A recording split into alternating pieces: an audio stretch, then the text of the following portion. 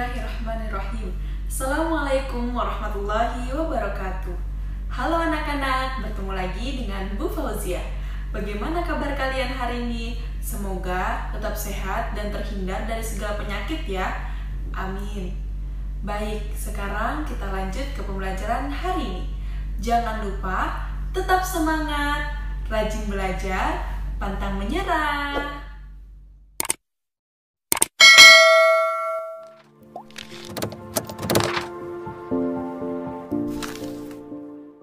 Baiklah anak-anak, sekarang kita belajar tema 5 ekosistem, subtema 2, hubungan antar makhluk hidup dalam ekosistem. Tujuan pembelajaran yang kalian dapatkan, kalian dapat mengetahui, menyebutkan jenis-jenis hubungan khas antar makhluk hidup. Dan juga kalian dapat mengetahui keuntungan dan kerugian dari hubungan khas antar makhluk hidup. Untuk yang pertama, kita akan membahas tentang daur hidup hewan. Setiap hewan mengalami tahapan perkembangan tersendiri dan khas. Kalian harus mengetahui dari masing-masing pengertiannya. Yaitu yang pertama, siklus hidup atau daur hidup adalah tahapan pertumbuhan dan perkembangan suatu hewan. Selanjutnya, metamorfosis adalah hewan yang mengalami perubahan bentuk pada tahap tumbuh kembangnya. Anak-anak, metamorfosis terbagi menjadi dua, yaitu metamorfosis sempurna dan metamorfosis tidak sempurna. Penjelasan dari metamorfosis sempurna adalah yang terjadi ketika hewan mengalami perubahan bentuk yang sangat berbeda pada setiap tahap perkembangannya. Hewan yang mengalami metamorfosis sempurna mengalami 4 kali fase perubahan bentuk. Contohnya seperti hewan di atas ini, dari daur hidup kupu-kupu, daur hidup nyamuk, daur hidup lalat, dan daur hidup katak. Kalian bisa melihat kan bahwa hewan metamorfosis sempurna ini mengalami 4 kali fase perubahan bentuk. Contohnya dari kupu-kupu itu, dari telur, kemudian ulat, kemudian kepompong, dan kupu-kupu kecil, dan terakhir, kupu-kupu dewasa. Baik, selanjutnya kita akan membahas tentang metamorfosis tidak sempurna. Metamorfosis tidak sempurna terjadi pada hewan yang mengalami perubahan bentuk yang tidak terlalu berbeda pada setiap perkembangannya. Hewan kelompok ini tidak mengalami fase larva dan pupa. Contohnya seperti daur hidup belalang, daur hidup kepompong, daur hidup kecoa, dan daur hidup kepik. Anak-anak perlu kalian ketahui, dari daur hidup kepik memiliki pupa. Namun, pupa yang ada pada daur hidup kepik ini tidak tergolong dalam metamorfosis sempurna pada umumnya. Jadi, daur hidup kepik termasuk pada metamorfosis tidak sempurna.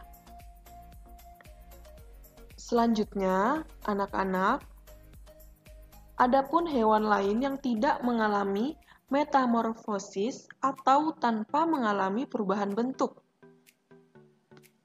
Contohnya seperti ikan, kadal, ayam, kerbau, sapi, kambing, dan lain-lain. Kalian bisa melihat contohnya seperti di atas. Jadi perubahan mereka hanya sekali, dari telur kemudian menjadi hewan bentuk aslinya. Selanjutnya, pembahasan tentang simbiosis. Apakah kalian tahu tentang simbiosis? Jadi, simbiosis adalah hubungan timbal balik antar dua makhluk hidup yang sangat erat dan berbeda jenisnya.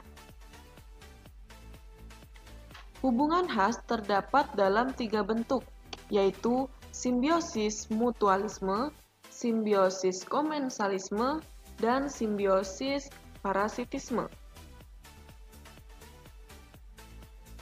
Simbiosis mutualisme.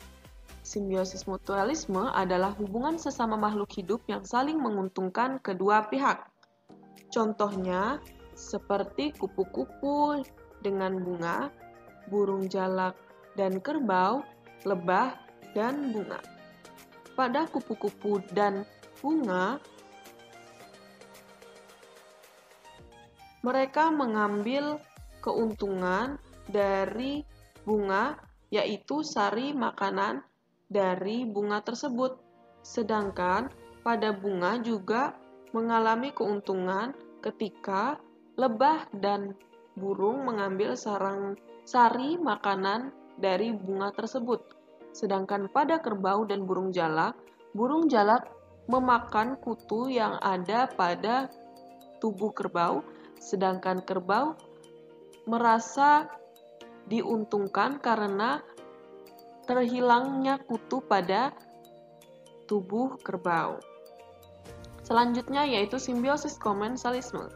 Simbiosis komensalisme adalah di mana pihak yang satu mendapat keuntungan, tapi pihak lainnya tidak dirugikan dan tidak diuntungkan. Contohnya seperti bunga anggrek dan pohon mangga, kemudian remora dan ikan hiu, ikan badut, dan anemo laut. Contoh dari satu, yaitu remora dengan ikan hiu ini, ikan remora mempunyai semacam alat penghisap yang memungkinkannya dapat menempelkan pada ikan hiu atau ikan lainnya yang lebih besar. Dengan menempel seperti itu, sisa makanan hiu yang berupa remah-remah dimanfaatkan oleh ikan remora. Selain itu, ikan remora juga diuntungkan karena terhindar dari predatornya. Sedangkan ikan hiu tidak merasa dirugikan dan tidak merasa diuntungkan. Baik, selanjutnya kita lanjut pada simbiosis parasitisme. Simbiosis parasitisme adalah di mana pihak yang satu mendapat keuntungan tapi pihak lainnya merasa dirugikan. Contohnya seperti nyamuk dan manusia. Ada juga benalu dan pohon, dan yang terakhir kutu dan manusia. Kalian bisa mengetahui kan kerugian dari satu pihaknya? Contohnya seperti nyamuk.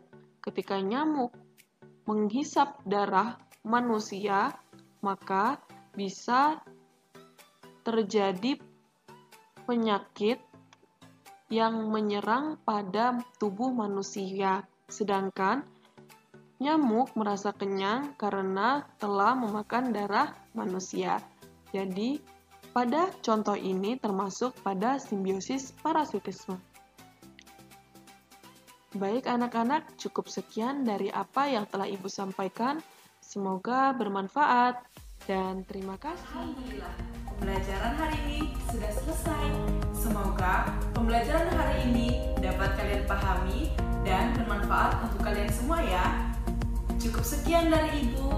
Wassalamualaikum.